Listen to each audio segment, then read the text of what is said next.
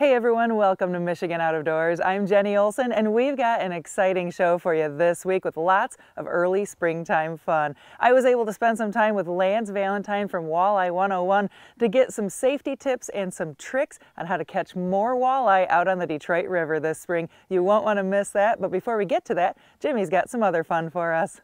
Well, that's right, Jenny. We do have a couple more things on this week's show. Another very popular kind of fishing this time of the year is steelhead fishing. We're going to take you to two different West Michigan rivers and let you see just some of the different techniques that are out there for catching those awesome fish. Lots of good stuff on this week's show, so you stay tuned. I'm Jimmy Gretzinger. It's time for Michigan Out of Doors. From the first spring rains to the soft summer breeze, dancing on the pine forest floor, the autumn colors catch your eyes. Here come the crystal winter skies. It's Michigan, Michigan out of doors. What a beautiful day in the woods. Someday our children all will see this is their finest legacy, the wonder and the love of Michigan. As the wind comes whispering through the trees, the sweet smell of nature's in the air. From the Great Lakes to the quiet stream, shining like a sportsman's dream, it's a love of Michigan we all share. Michigan Out of Doors is presented by Country Smokehouse, a sportsman's destination since 1988, featuring varieties of homemade sausage, jerky, brats, and gourmet entrees. Holiday gift boxes can be assembled in-store or online. Details at countrysmokehouse.com. By Grilla Grills of Holland, Michigan, makers of wood pellet, charcoal grills, and professional pellet smokers. Grilla Grills are designed for ease of use to improve your grilling and smoking skills. More information at grillagrills.com. By AnglerQuest Pontoons, a mid-Michigan company building boats for fishermen by fishermen. AnglerQuest Pontoons are designed for comfort and functionality. On the web at anglerquestpontoons.com. Soaking in the rich tradition of Michigan hunting for over 30 years, Vanguard is proud to sponsor our friends at Michigan Out of Doors TV.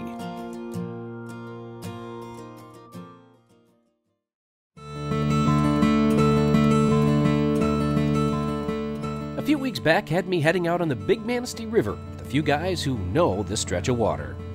The fish are migrating pretty heavy, meaning that they're not sitting in all the holes down here. They usually get in the river system and they take off and they head towards gravel. So the water temperature is starting to get in the high 30s, 42 they start spawning. So we'll go see what we can do today. It's been a little tough down here, but I got you guys, so. We had 5 of us on board today as we headed upriver to start the day. All right, today we're going to be running bobbers and spawn, and we're pretty much just floating straight behind the boat in with the current, and hopefully get something going here right away. And these rods look pretty long. Yeah, we have 13s and 15s, G Loomis, real light action. Once you get the fish on, they really have a lot of good action with them, so lets you feel the fish. You're constantly, feeling every little movement they make, so it makes it nice. Nice. Yeah. Perfect on a beautiful spring day like today. Yeah, it's March, and like a lion right now. So. There you go. Just want to tell you something. We have guests on the boat here today. Lenny don't care about the guests. What is he doing? He throws first rod down. Hey, I gotta get that. He just wants to kind of outdo everybody. So he's showing off joint again? effort. Yeah, we're gonna catch fish as a team, or not. So his fish don't count. Okay, they don't count. Other than Lenny and Mark, who we have had on the show before, we had 2 of my buddies along today, Matt DeYoung from Grand Haven and Rick Ruba from Ludington, both of which jumped at the chance to be on the water today. Now, we had missed a few fish already, so we were hoping that this one, well, that it would stay on the line. Oh, you're doing good. Okay, don't lift no more. Walk backwards. Okay, keep walking backwards. Walking back. Keep walking that way. Okay, now if you just stay there, you watch that line will go straight down. It'll start to go down. If you give it a lot of resistance, okay, keep coming up. Nice and slow and smooth. Slow, smooth. Slow and smooth. Woohoo, good scoop. Nice. Dang. Oh. Dang, that's a goodie. Wow. Okay. Now, if you could do Wow. Way to go, Matt. There we go. Now it's done. Okay. Got her? He did it all himself. Ooh, that's a pretty fish. Look at that color. It gets prettier as you keep going. Look. Nice fish. Boy, we had to work for that one. Well, it did take us a few hours to find fish number 1, but it was a dandy. Mark and Lenny fished this river a lot and said that there was actually a pretty early run of fish this year, so fishing has been tricky. This stretch of the Manistee River is really beautiful with this winter look. It doesn't really feel like springtime fishing at all, but not long after fish number 1, we did run into fish number 2. Lift up now, right out there. I'm ready. Don't bring them in so much. Lift up out there a little bit more. Come. Good. He's got him coming right now. It's perfect. We made it. What a pretty fish. There we go. Wow. That is a pretty fish. Beautiful. Nice job, guys. That is a beautiful fish. Nice job, Ricky. Yeah, that's exciting. That's my first one I've done that with. They might not be many, but they're big today, at least. That's a good Yeah, thing. that's a beautiful fish. Oh gosh, And we not have some only good that, pictures it's of that. gorgeous. And Mark, how do you decide when you're going to bottom bounce versus when you're going to do bobbers? Water's a little bit faster for bottom bouncing, and like I said, sometimes when the weather gets warmer, the water actually gets colder because the water might be 36, 37, and when it starts melting, it's 32.1 or whatever, you know. And so the river gets, when it gets colder, the fish don't want to move that much. So if you put a slow presentation right in front of their face, it makes it a different way to approach them. And you can get fish that you would sometimes go right over with a bobber because they won't touch it. They're going too fast. Tell me a little bit about the setup we're using here as far as what's on our line. Okay, well, you have your leader here, which is 8-pound test, and a lot of guys use 6 to 8 right now, depending. And then I come up to 15-pound, and instead of putting all that weight, I separate it for when the fish hits. He doesn't feel all that weight at one time. Okay. And you get more of an even flow with your drift, so it matters a lot. If you're fishing like for kings in the fall where the water's low, you get a little bit closer together, but this is pretty typical. And some of the guys, the fly guys, will even go to extreme and have their spread twice as far as that. But So 8-pound at the bottom and then up to 15. yes, sir. Okay. Jimmy, we got another fish. Nice job, Ricky. Let's see if we can get him in. You like using those long rods? It's kind of different. It's a little harder to get used to, but they work really well on the fish. I know why. This one doesn't want to come yet. So during the winter, the fish just kind of likes to slowly use the current and swim along with it. So it's really hard to gain a lot on them, you know, because they're not jumping around and boom, they're all done. Get my money's worth out of them. That's right. You're doing good, though. You got them coming the right way. Little by little. Lift it up nice and high. Reach for the sky. Man, good Big net fish. job. All right. Wow, another really pretty Big one. fish. That fish really fought well. Yeah. Nice. Fuck that. He's thicker than the last Yeah, one. he's got some girth to him. Nice job. I got this saying I'd say to a lot of people. I say, you know, if I didn't live here in Michigan, I'd think about moving here. Oh, yeah, what a dandy. Don't drop him overboard. Wow, there you go. That's a fish. There. Gonna get that out. Nice color. Spawn right in the corner. Look at that. Just like it's supposed to be. Get that out for you. So with a few fish in the boat, I handed off the camera to see if I couldn't land a fish, and I guess the answer, well, it was pretty clear. So Jimmy, tell me what's going on here. Well, I just missed a fish. We're about end of the day here pretty quick, and I don't know.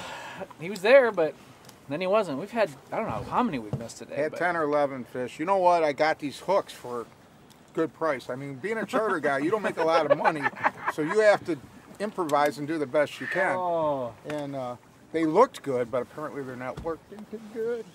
They're just not wanting to commit to really hitting it. No. And I say again, Jimmy didn't do anything wrong, but he didn't do anything right. Didn't do anything We've right heard that or wrong. before. We've heard that. This happens. Fishing with paper. You know what? The bottom line is I've had a good day. Yeah, we've done really well, even though we've missed a lot of fish. Yeah. And when I go home tonight and I lay my head down, if I had a good day, isn't that all that really matters? That's right up there. Thanks to Mark and Lenny for taking us out today and for a fun day on the water. And I'm not sure if it was wintertime fishing or springtime fishing, but I guess it really doesn't matter. Here in Michigan's Out of Doors.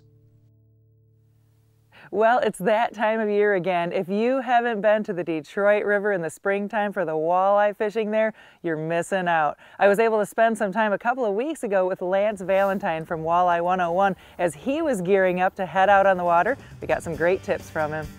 Hey Jenny, how are you? Good to see you. Good. Getting ready for the Detroit River? You know, I am. You know, I get a chance to enjoy one of the best walleye fisheries, not just here in Michigan, but in the whole world, for, you know, anywhere from 45 to 50 days guiding down there in Detroit. And we're excited. So today we're just out here at a local reservoir. We're just putting the boat in the water, making sure the engine fires up, making sure we've got good water pressure, got new updates on all of our Lowrance units. We're putting our waypoints in. We're making sure that we don't have any problems with the housings of our bilge pumps and our live well pumps, making sure the live well fills, making sure the auto bilge works. We're gonna go home later today to recharge our automatic inflation life jackets, get the boat all ready to go, make sure our safety equipment's ready to go.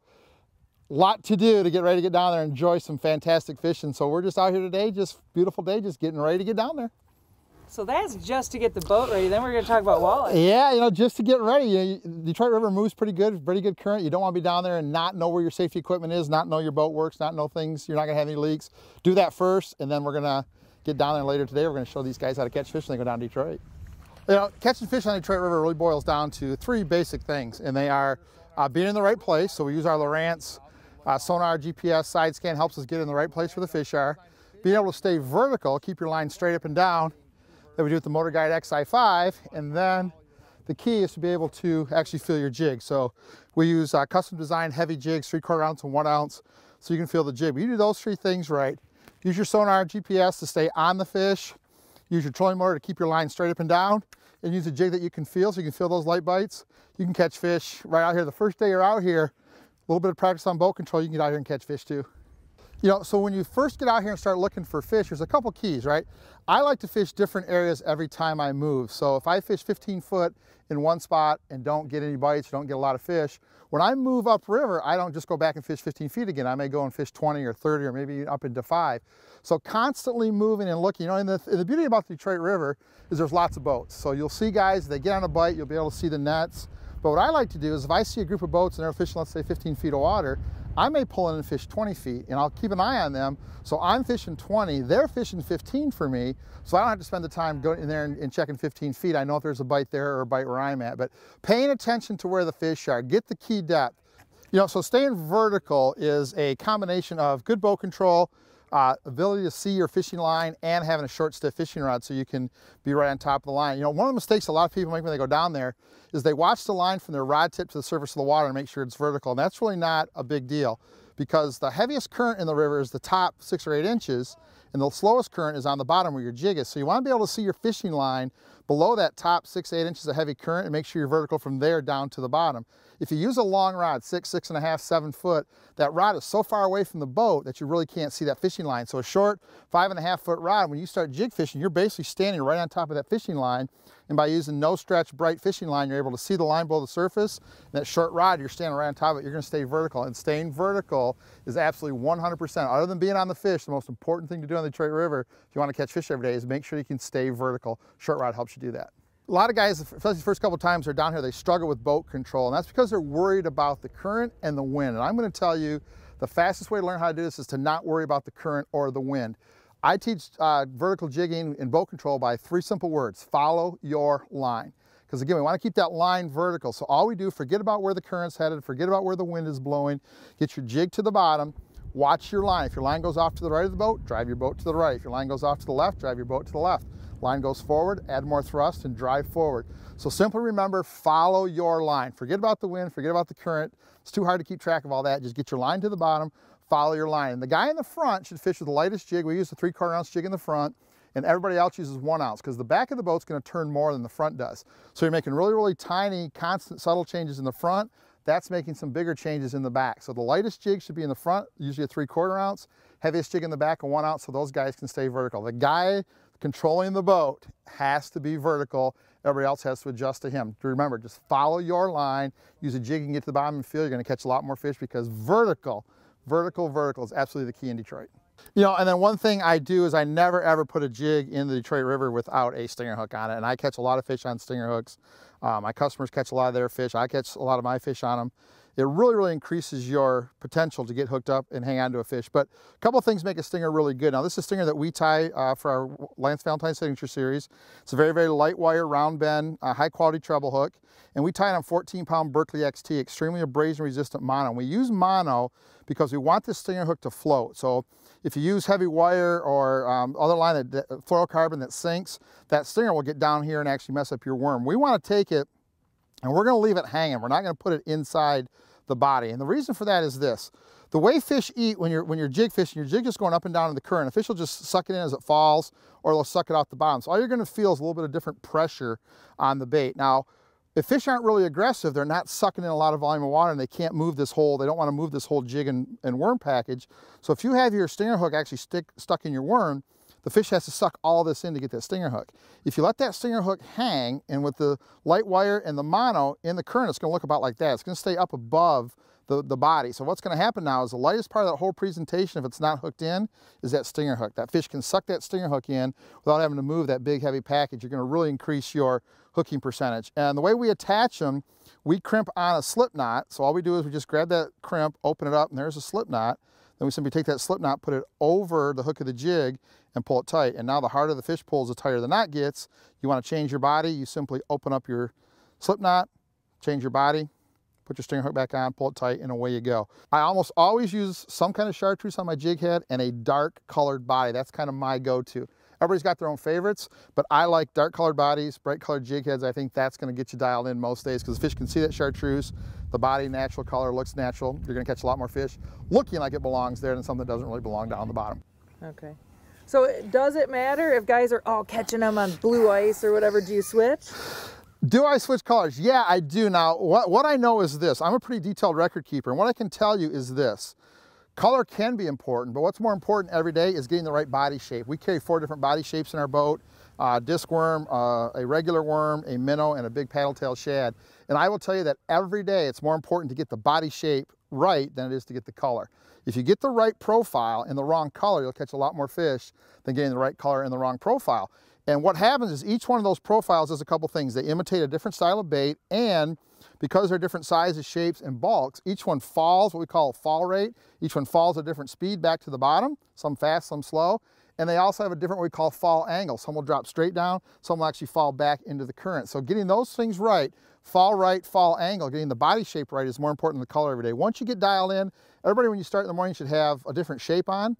Once you get the right shape, get dialed in, then you can start dialing in on color. But most days, dark color body is going to catch a lot more fish than a bright color body will. So we started Walleye 101 back in 1997, believe it or not. You know, we're going on 21 years now. And guys can get help, you know, through our Facebook page. Go to Walleye 101 Educational Forum. They can get on our website, walleye101.com. We've got all of our custom tackle there, our jigs and our worms, our stingers, our rods. The big thing though is to get on the Facebook page. It's called the Walleye 101 Educational Forum. Lots of guys there, about 10,000 guys on there. That's the place to go and ask questions because not only do I monitor it, we've got some of the guys that are part of Walleye 101 that teach it now are on there, and there's just a ton of people to learn from. That's the best way to learn. Ask questions, get a lot of input, and kind of make up your own way of doing it from everybody else's suggestions. You know, and we've also got DVDs that guys can learn how to jig the river and the hot spots. We got 2 DVDs, Upper Detroit, Lower Detroit River.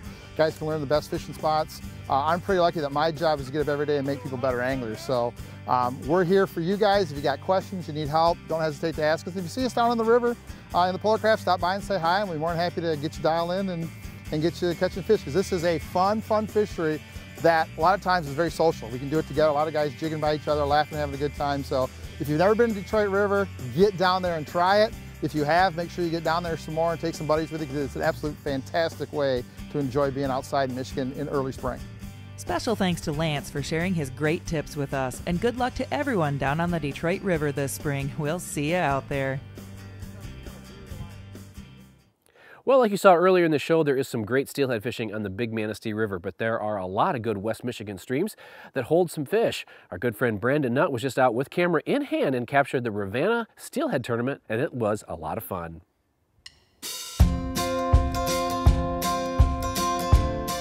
This story starts outside of Ravenna, Michigan, where the Ravenna Conservation Club was putting on their 6th annual Steelhead Tournament recently. And today, Kirk Weaver, one of the coordinators of the event, was dropping his boat in the Muskegon River. Now, friend of the show, Brandon Nutt, was tagging along with a camera in hand to try to get some of the different methods that Kirk would be using today, which would be primarily plug fishing and back-bouncing spawn. Hey guys, I'm Kirk Weaver, local sportsman and fisherman here in Muskegon, Michigan. Out here on the Muskegon River today, fishing for steelhead. Basically, we back bounce and plug today. We're in the Ravenna Conservation Club Steelhead Tournament today. It's a 3-fish limit, best 3 in weight, trophies only. It's a fun tournament, a lot of good times. These local tournaments are a lot of fun, and since most of these guys would be fishing anyways, it just gives them one more reason to hit the water. A lot of guys that run this setup will run a 3-way with about a 4-inch dropper and their weight on that. Biggest problem with a slide weight, if you can't feel your line, a lot of times your weight will walk up your line even though your hook is caught on bottom. So you really got to watch it. So for starting out, I would say tie your sinker right on tight. My theory on color in the Muskegon is gold and orange. Anything gold always seems to work best.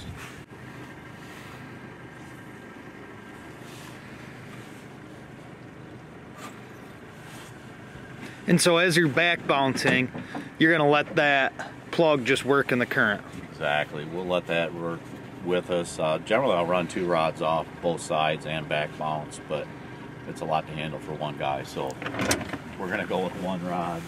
I'd have to say back bouncing pretty much outfishes everything else, but once the fish get into spawning mode, then bead fishing seems to outfish back bouncing. So depends on the time of season. Yeah, shallower water, beads tend to work better, steadier current. Early fresh fish when they come in are still in a feeding mode where spawn works good, but as the season progresses they tend to want smaller meals. Beautiful. That's a pretty fish. That makes Kirk happy. Once in a while. All right. Boy, that's beautiful, isn't it? Just all them colors. There we go. Kirk has been fishing these waters for quite some time and is the coordinator of the event here today, but it's a good thing he didn't enter himself into the competition because he may have just won.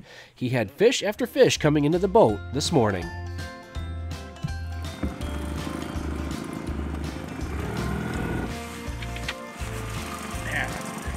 Look at that.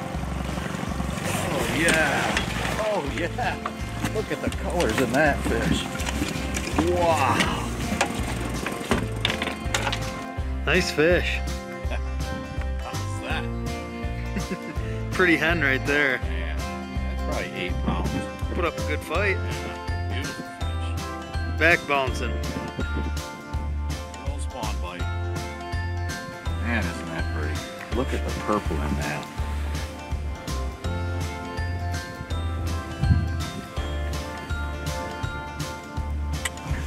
Gotta kiss the girls.